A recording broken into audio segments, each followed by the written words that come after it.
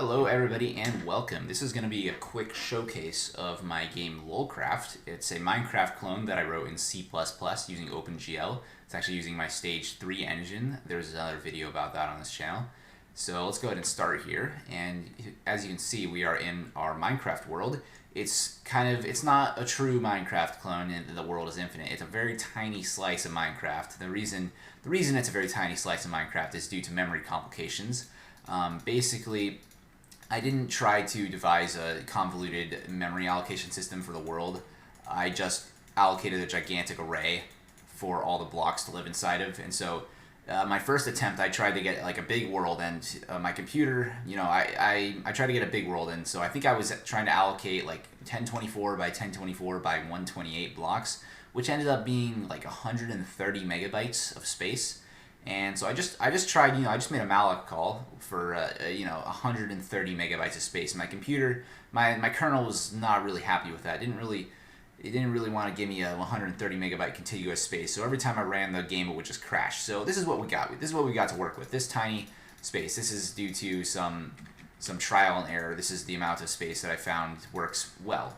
So yeah, now that that's out of the way, we are inside of the Minecraft world right now. There are 7 unique blocks in here. We've got dirt, grass, stone, cobble, logs, leaves, and wooden planks. I made all the textures myself. I'm actually quite happy with how they turned out. They look pretty nice. They look very much like Minecraft. Like this could be a Minecraft texture pack. So I'm happy with that.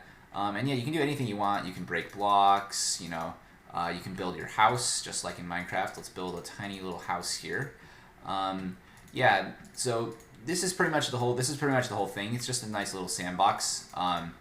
The only other problem, so there are the two main problems that came up was the memory allocation that we already talked about, and also the block placing detection, the cursor detection.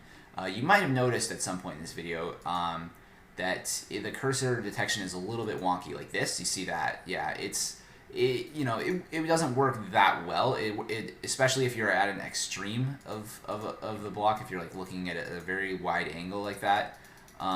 This is because the algorithm that I use to place blocks is it's not really the proper way to go about it. It's not using like a ray intersection algorithm. It's using my own concoction of weird things that I cooked up on paper. Basically, it basically steps the player's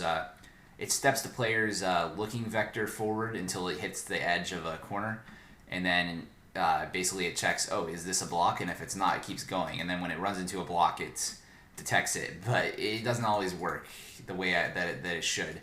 So in the future, something I would like to do is figure out how to get that to work correctly. But other than that, it's Minecraft. It's playable. There is actually a Windows executable. If you go to I think it's the Windows branch on the GitHub repository for this. And you can compile it yourself if you're on Linux. So yeah, that's going to be it for this showcase. Thanks for watching, and I'll see you in the next one.